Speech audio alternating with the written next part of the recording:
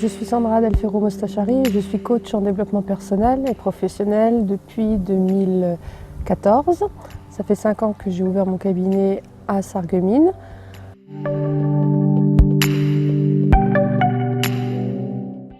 Quand je rencontre les gens pour la première fois, c'est aussi une découverte pour moi. Donc il n'y a pas vraiment j'ai pas de protocole type.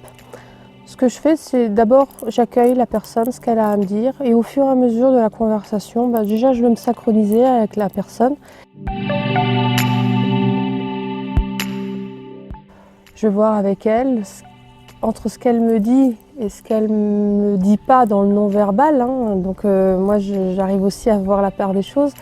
Donc je vais orienter les conversations jusqu'à ce que j'allais dire l'objectif ressorte. J'ai un très très fort caractère, ça se sent.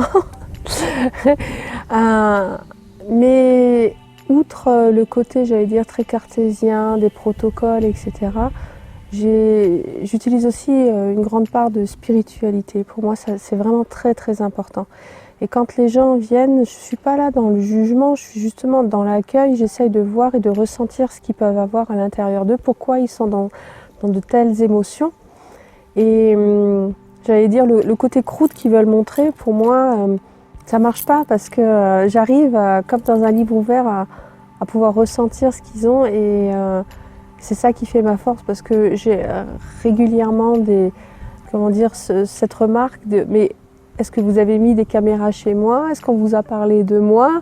Donc non, c'est juste que j'arrive, j'ai cette petite voix, ou je sais pas, j'ai ce petit truc qui fait que j'arrive à rentrer en profondeur dans les gens pour pouvoir les analyser. Ensuite, bon, je vais pas dire que j'ai des super pouvoirs, ça c'est faux, mais j'ai ce côté feeling qui fait que j'ai une empathie vis-à-vis des gens, et voilà. C'est vrai que si une personne a, je veux dire, un très fort ego, on ne pourra pas aller directement au frontal, ça ne va pas le faire. Par contre, on va, par certains mécanismes, prendre des chemins un petit peu tortueux pour arriver par de côté ou arrière, ce qui va faire qu'à un moment donné, on va quand même toucher la sensibilité de la personne, parce qu'elle reste avant tout un être humain. J'utilise l'hypnose ericksonienne, et l'hypnose est juste un outil, mais ne fonctionne pas chez tout le monde. Il y a des gens qui sont beaucoup plus réceptifs que d'autres. C'est une manière d'abord de mettre la personne en état de relaxation, et lorsque la personne est vraiment dans une détente, on va petit à petit émettre des suggestions pour son mieux-être.